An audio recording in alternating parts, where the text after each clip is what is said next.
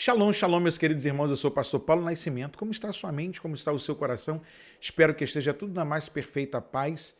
Esse é mais um vídeo resposta aqui do canal falando de Bíblia. E eu fiquei aqui um tanto que surpreso, pois o meu irmão Maxwell de Piracicaba, São Paulo, nos enviou um vídeo que muito me chamou a atenção.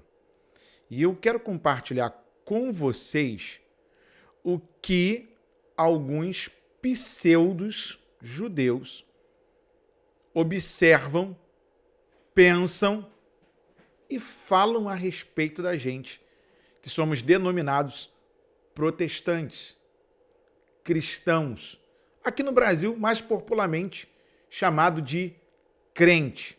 Em alguns casos, pentecostais. Em outros casos, irmãos de igreja. E diga-se de passagem, vamos ver o vídeo?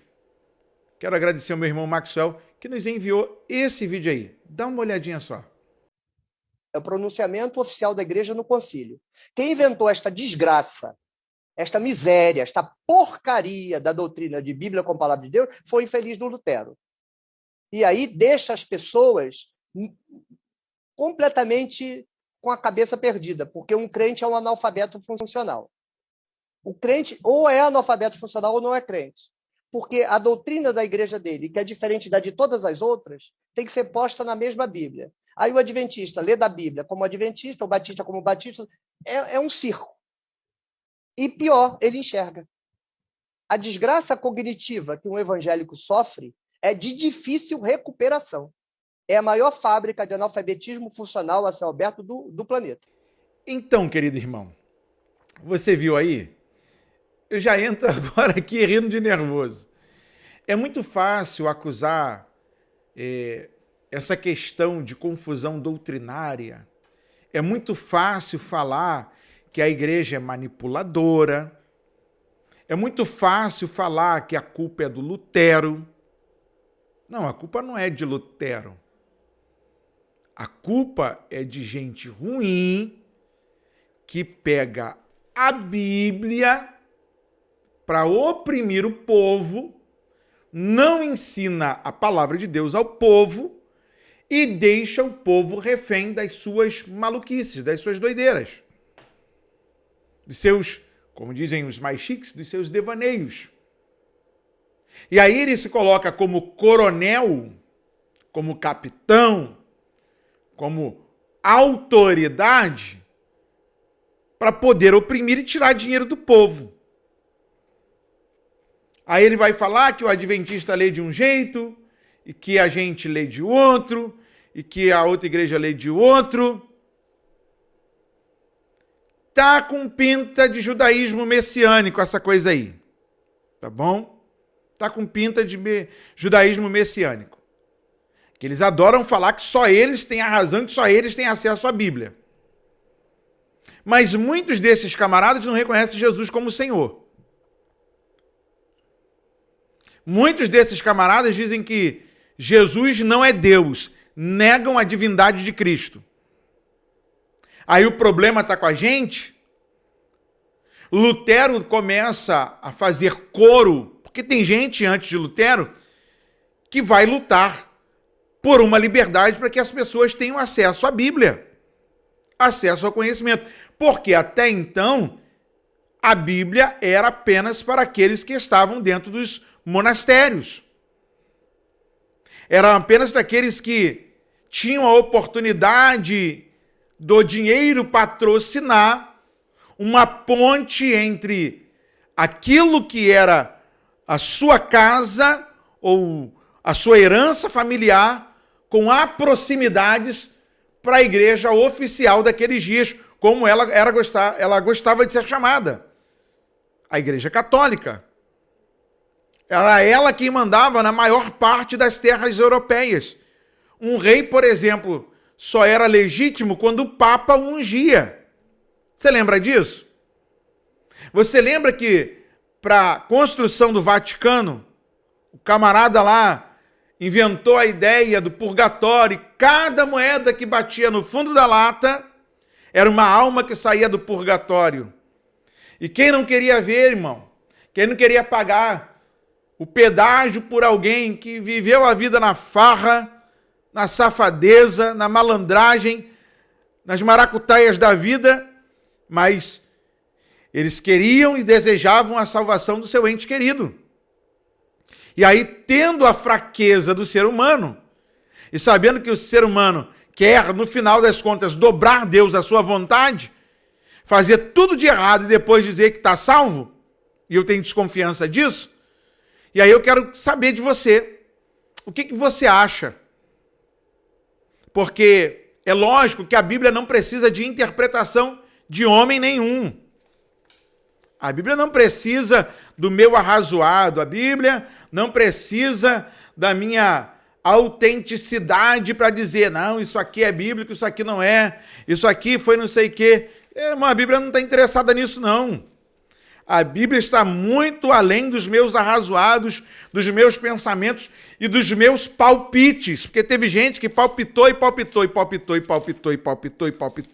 falou, e ainda falou muito distante do que estava sendo falado pela própria Bíblia. Então a gente precisa ter cuidado no que a gente anda falando para não dizer aquilo que a Bíblia não está literalmente nos informando.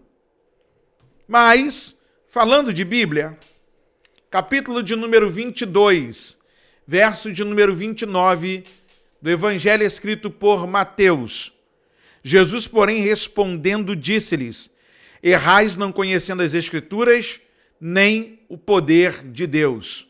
Errais não conhecendo as Escrituras e nem o poder de Deus. Primeira carta, segunda carta de Pedro, capítulo de número 3, verso de número 17. Vós, portanto, amados, sabendo isto, dantes, guardai-vos de que pelo engano dos homens abomináveis sejais juntamente arrebatados e descaiais da vossa firmeza. Antes, crescei na graça e conhecimento de nosso Senhor e Salvador Jesus Cristo. A ele seja dada a glória, assim agora como no dia da eternidade. Amém? Então, assim, Pedro está nos informando que nós precisamos nos guardar do engano de homens abomináveis. O que mais tem a gente usando isso aqui, a Bíblia, ao seu bel prazer, para se dar bem, para escravizar. Porque um povo sem conhecimento é fácil de você manipular. Um povo que não examina as Escrituras, um povo que não lê Bíblia, tudo que você falar para ele, ele acredita. Deus ajuda quem cedo madruga. Outro dia a irmã falou para mim, tá lá, tá escrito. Meu pastor tem um costume de, no dia da ceia, falar assim: irmão, enquanto nós estamos aqui ainda preparando a ceia, distribuindo entre os membros, levanta e fala um versículo, você que já pegou aí, já está de posse do seu pão, do seu suco de uva. Aí um dia um irmão levantou lá, meu irmão, pastor, Salmo de número 23, os que confiam no Senhor são como os montes de Sião, que não se abalam e permanecem para sempre. Aí os irmãos, glória a Deus, o pastor, meu filho, não é isso não. Vamos corrigir aqui. Aí o irmão ficou sem graça, né? Aí eu falei, gente, eu sei que é a alegria de falar. Às vezes você pode até falar o versículo sem saber onde está. O importante é você saber que aquilo é palavra de Deus.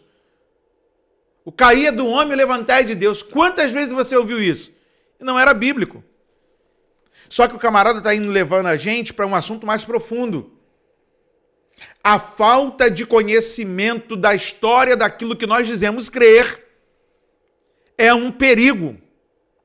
Você assembleano, por exemplo, como eu, você sabe quem são os fundadores da Assembleia de Deus? Você sabe em que ano oficialmente a Assembleia de Deus teve o primeiro culto no Brasil? Quando foi que começou o círculo de oração? Porque quem não conhece a sua história, quem se exime de conhecer a história, não pode reclamar quando alguém quer colocar uma história estranha na sua história. Então fica esse alerta para você. A nossa maior confusão hoje é partidarista. É isso que ele está tentando dizer. Que a nossa maior confusão hoje é partidária. Porque tem a turma dos reformados que acredita que a salvação não perde. A hipergraça. Que o camarada está salvo e pode fazer tudo. Eu tenho desconfiança disso. Aí tem o outro que diz que a salvação se perde. E o outro acredita que tem que fazer apelo todo culto. Tem que fazer a prática de pelágio. Pelagiano. Fazer o apelo. Tá? Irmão, eu estou sentindo que tem mais gente aqui para aceitar Jesus. Aí fica forçando a barra. E, irmão, o Espírito Santo trata, fala, e quando ele fala, nenhuma voz é maior que a dele. Então fica aqui o nosso alerta. Irmão Maxwell, juntamente com o seu pastor, grande abraço para vocês aí de São Paulo, de Piracicaba, da igreja de Yeshua, e que o Senhor continue vos abençoando, que o Senhor continue fazendo prosperar toda a obra da vossa mão. Muito obrigado pelo carinho com Falando de Bíblia, e você pode fazer como o irmão Maxwell, ou interagir com a gente lá no Instagram, @Falando de Bíblia Oficial, ou por aqui no WhatsApp, que nós deixamos liberado aqui para você se comunicar com a gente. Grande abraço, e esse foi mais um vídeo resposta do canal Falando de Bíblia.